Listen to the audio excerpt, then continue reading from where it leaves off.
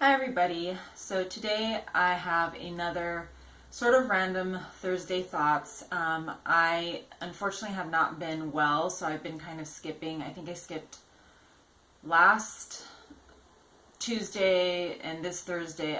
It's just been kind of a mess. So the reason why that is because I've been kind of sick. I haven't been feeling well. And so I kind of wanted to dedicate this Thursday thoughts to medical mishaps, because that's sort of what has happened this week, and it's happened to me before, and it sort of sidelines things a little bit. So what happened this week was I was in a lot of pain, and I decided to take a painkiller, a very strong narcotic painkiller that I have for these types of emergencies. And it kind of backfired, because not only did the medication not really work the way that I was hoping, I had all of the side effects possible of this medication. And I have taken it before and not really had a huge issue with it, but this time around it really did a number on me. And as you know from last week, from my symptom Saturdays that I've been doing, I do have a genetic issue where I tend to not tolerate things very well and eventually become intolerant to everything. So this may be part of my genetic issue. So anyways, this was a couple days ago, and I was in a lot of pain, and I figured I need to do something about this now, because if I don't take something, my pain is just going to escalate. And that's when it gets, really bad, and I start having a bunch of other issues. So I decided to pop one of these pills. They were prescribed to me several years ago. So maybe that could be one of the issues, is that they're kind of expired. But I know from reading other people's stories that this type of medication does have a tendency to cause issues.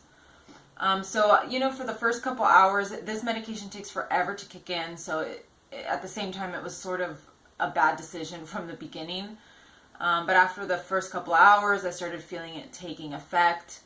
And then I think I took the medication at, 2:30, sometime around there.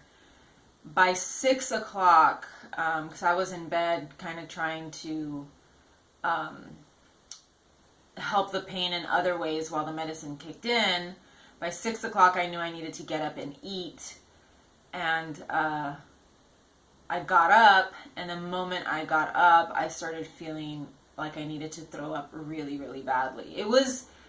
If you've ever had a hangover, this was almost identical to that. A hangover or a stomach flu. I was clammy, my hands were shaking, I felt tingling all over my body, kind of loopy and out there. And these are all common side effects of this drug. These are not unusual things that were happening because of this drug. So I grabbed a bag of chips, and I was just in bed trying really hard not to throw up. If you guys don't know, and this is something that I don't talk about often, I am emetophobic, which means that you have an intense fear of vomiting. So this was not fun at all for me. So I'm laying in bed really trying hard to hold everything down.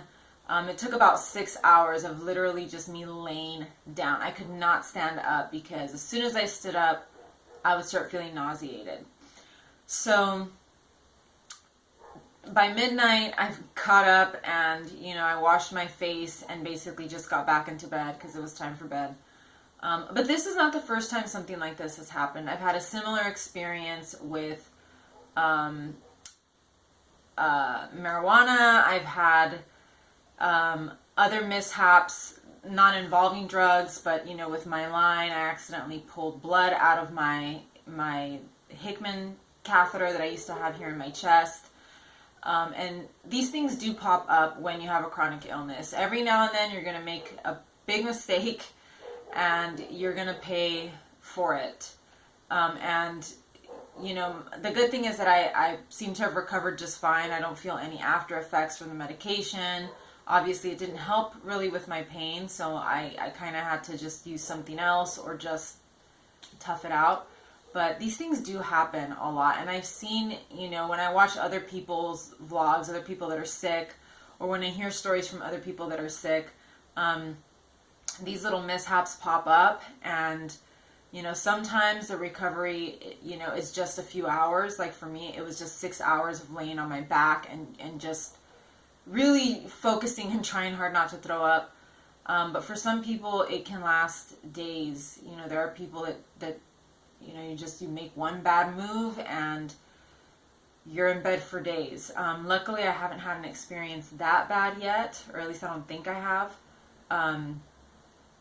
But it is, for chronically ill people, this kind of stuff can be very scary because you already feel sick every day.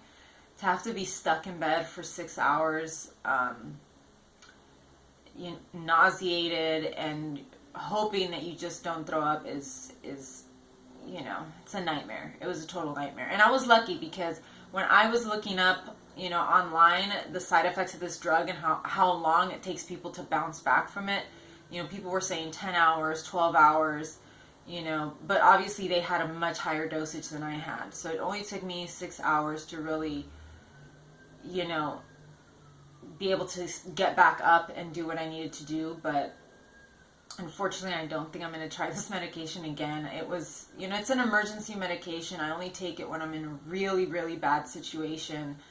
But it really didn't seem to help at all. And all it was just side effects. So that's my Thursday thoughts. I'll be back. This week I was supposed to dedicate it to talking about my light sensitivity, but I might postpone that until next week because I really want to dedicate the entire week just to that because it's a topic that I get a lot of questions about and that people are very curious about. So stay tuned for that. And I'll try to have some better content. I know that this, I don't know, these stories are kind of fun to tell, but after the fact. And I think people probably enjoy these more than, stuff that is more prepared. But luckily, I don't have a lot of these stories. So hopefully I don't have any more to tell in the future. But anyways, thank you guys for joining me, and I'll be back again very soon.